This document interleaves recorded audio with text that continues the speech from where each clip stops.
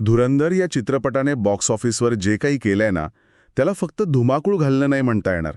10 दिवसात 500 कोटी म्हणजे आकडाच अविश्वसनीय आहे. पण सध्या चित्रपटगृहाबाहेर आणि सोशल मीडियावर एक वेगळीच चर्चा सुरू आहे, कथेपेक्षाही जास्त. ती म्हणजे यातील कलाकारांच्या निवडीची, कास्टिंगची. हो, आणि ही चर्चा खूप महत्वाची आहे. कारण बघा, एका यशस्वी चित्रपटामागे केवळ चांगली कथा किंवा दिग्दर्शन नसतं. त्या कथेला जे जिवंत करतात ना, ती पात्र, ते कलाकार, त्यांचा वाटा खूप मोठा असतो. आणि म्हणूनच आज आपण धुरंधरच्या ह्याच कास्टिंग प्रक्रियेवर जरा सविस्तर बोलणार आहोत. कास्टिंग डायरेक्टर मुकेश छाबरा यांनी का मुलाखतीत याबद्दल काही गोष्टी सांगितल्या आहेत, त्यावरच आपण लक्ष देऊ. बरोबर. आणि या सगळ्या चर्चेच्या केंद्रस्थानी आहे एक नाव, अक्षय खन्ना.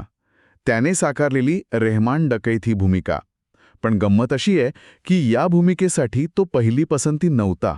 मग इतक्या मोठ्या चित्रपटातील एका महत्त्वाच्या भूमिकेसाठी ही इतकी अनपेक्षित निवड कशी झाली? चला, यामागची गोष्ट काय आहे तेच आज आपण उलगडून पाहूयात. मुकेश छाबरा त्यांच्या मुलाखतीत एक खूप इंटरेस्टिंग गोष्ट सांगतात. ते म्हणतात, माझ्यासाठी कास्टिंग हे फक्त काम नाहीये, ते एक मनोरंजक, एक मजेदार गोष्ट असायला हवी. त्यांना प्रेक्षकांना प्रत्येक वेळी एक आश्चर्याचा धक्का द्यायचा असतो. जसे धुरंधरच्या कथेमध्ये ट्विस्ट आहेत ना, तसाच एक ट्विस्ट त्यांना कास्टिंगमध्येही हवा होता. अगदी. आणि हा विचारच या सगळ्या प्रक्रियेचा पाया आहे, असं मला वाटतं. आजचा प्रेक्षक खूप हुशार आहे.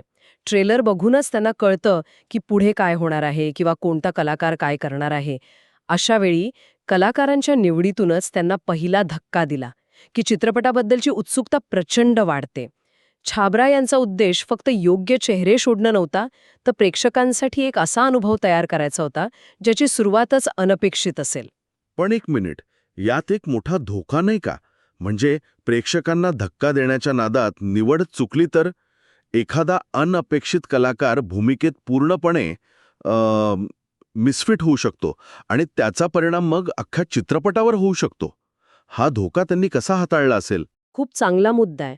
आणि इथेच एका चांगल्या कास्टिंग डिरेक्टरचं कौशल्य दिसतं.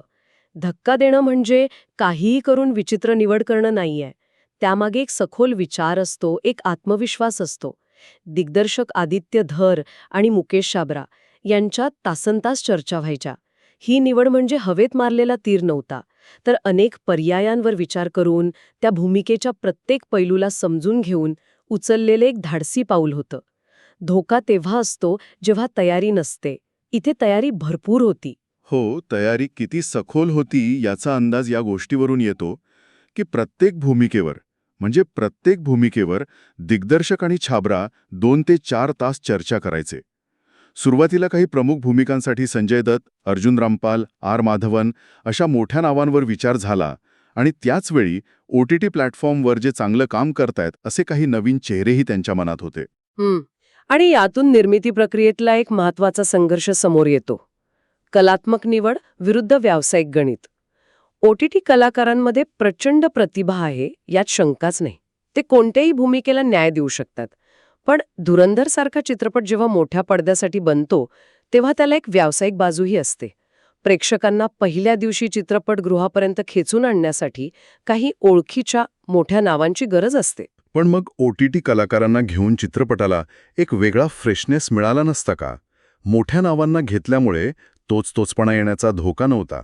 कारण प्रेक्षकांना या कलाकारांकडून काय अपेक्षित आहे याचा एक ठराविक अंदाज असतोच की. बरोबर आहे. निश्चितच हा एक धोका असतो.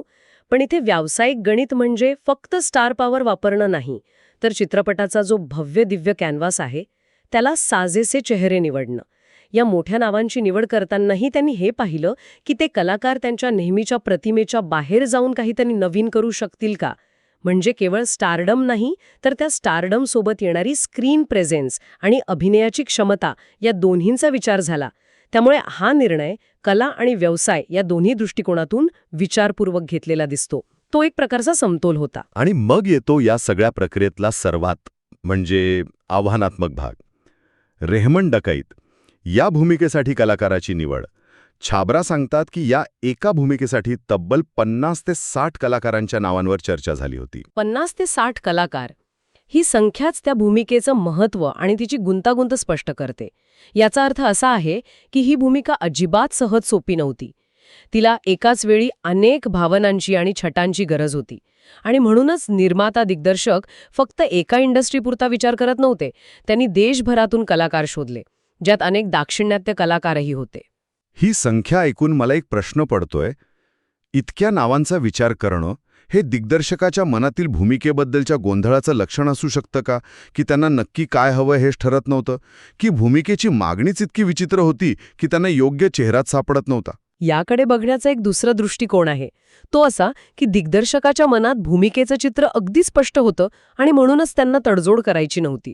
जेव्हा तुमची भूमिका कागदावर खूप मजबूत असते तेव्हा तिला पडद्यावर साकारायला तितकाच ताकदीचा कलाकार लागतो. त्यांना फक्त एक चांगला अभिनेता नको होता, त्यांना तोच अभिनेता हवा होता जो रेहमान डकेतला जिवंत करू शकेल.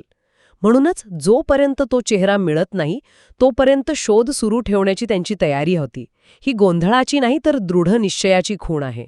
आणि या शोधात भाषेचा किंवा इंडस्ट्रीचा कोणताही अडसर नव्हता. म्हणजे त्यांना फक्त रेहमान डकेत हवा होता, तो कोणत्याही इंडस्ट्रीतला असो. अगदी. पॅन इंडिया हा शब्द आपण सध्या खूप ऐकतो, पण तो फक्त चित्रपटाच्या प्रदर्शनापुरता मर्यादित नसतो. अशा कास्टिंग प्रक्रियेतून तो खऱ्या अर्थाने दिसतो. जेव्हा तुम्ही सर्वोत्तम कलाकारासाठी संपूर्ण देशात शोध घेता तेव्हा तुम्ही खऱ्या अर्थाने एक भारतीय चित्रपट बनवत असता. या प्रक्रियेने भूमिकेची खोली आणि चित्रपटाची महत्वाकांक्षा दोन्ही गोष्टी मोठ्या केल्या. मग इतक्या नावांच्या मंथनानंतर अखेरीस अक्षय खन्नाच्या नावावर शिक्कामोर्तब झालं. हो. त्याच्या छावा, हमराज, बॉर्डर, दिल चाहता है यांसारख्या चित्रपटांमधल्या कामाचा विचार करून ही निवड झाली. मुकेश छाबरा एक महत्वाचं वाक्य म्हणतात, जेव्हा तुमच्याकडे निवड करायला पुरेसा वेळ असतो तेव्हाच तुम्ही चांगला निर्णय घेऊ शकता. आणि इथे निवडीचा आधार खूप महत्वाचा आहे. त्यांनी अक्षयच्या फक्त एका भूमिकेवर लक्ष केंद्रित नाही केलं, त्यांनी त्याची संपूर्ण कारकीर्द पाहिली. बॉर्डरमधला तो देशासाठी प्राण देणारा गंभीर सैनिक, दिल चाहता है मधला तो शांत आणि समजूतदार चित्रकार, आणि हमराजमधला तो धूर्त, कपटी आणि नकारात्मक छटा असलेला प्रियकर. या तिन्ही भूमिकांमध्ये प्रचंड भिन्नता आहे. हो, हे ऐकून मला खरंच हमराज आठवला. त्यातला त्याचा अभिनय अक्षरशः अंगावर काटा आणणारा होता. आणि त्याचवेळी दिल चाहता है मधला सिद्धार्थ आठवला, जो कमालीचा शांत आणि संयमी होता. या दोन टोकांच्या भूमिकांमधली रेंज त्यांनी रेहमान डकेतसाठीच्या निवडीत हिरली असणार. कमाल आहे. नेमका हाच मुद्दा आहे. रेहमान डकेत ही भूमिका अशी होती जिला एकाच वेळी अनेक छटांची गरज होती. छाबरा मुलाखतीत सांगतात की दिग्दर्शक आदित्य धर यांना एक असा चेहरा हवा होता ज्याच्या डोळ्यात निरागसता आणि क्रूरता एकाच वेळी दिसेल. अक्षय खन्नाच्या चेहऱ्यावर आणि अभिनयात ती क्षमता आहे. तो एकाच वेळी खूप साधा आणि तितकाच धोकादायक वाटू शकतो.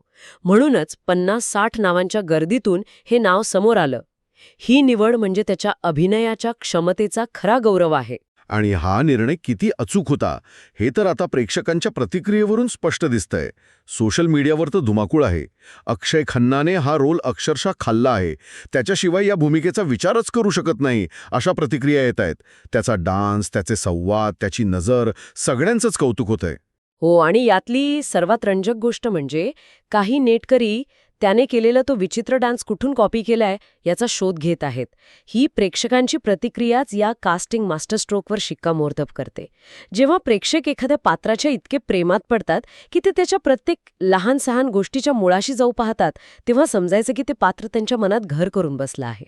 खरंय, म्हणजे तो डान्स मूळ कुठला आहे हा मुद्दाच नाहीये, तर तो अक्षय खन्नाने ज्या पद्धतीने सादर केलाय तो प्रेक्षकांना इतका भावला आहे की त्यांना त्याबद्दल अधिक जाणून घ्यायचं आहे. ही त्या भूमिकेची आणि त्या कलाकाराच्या सादरीकरणाची ताकद आहे. आणि हेच छाबरा यांच्या मूळ विचाराला दुजोरा देतं. त्यांना प्रेक्षकांना आश्चर्याचा धक्का द्यायचा होता.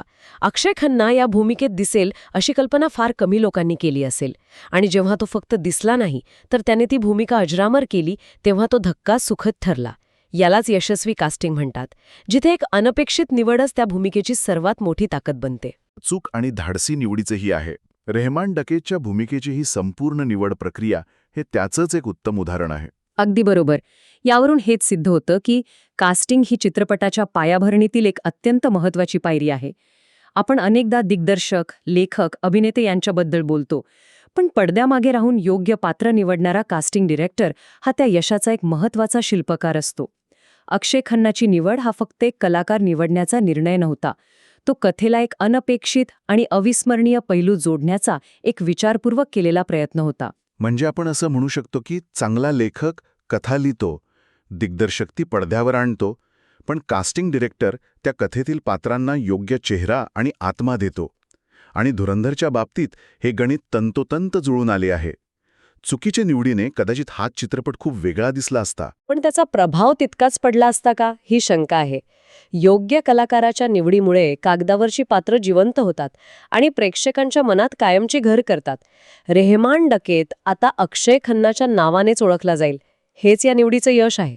जाता जाता एक विचार मनात येतोय. या भूमिकेसाठी 50-60 कलाकारांचा विचार झाला होता. विचार करण्यासारखी गोष्ट ही आहे की जर अक्षय खन्नाऐवजी त्या 50 पैकी दुसऱ्या कोणत्या कलाकाराची निवड झाली असती तर धुरंधर आज जसा आहे तसाच असता का? एका कलाकाराच्या अभिनयाने भूमिकेत आणि पर्यायाने संपूर्ण चित्रपटात नेमका किती फरक पडू शकतो?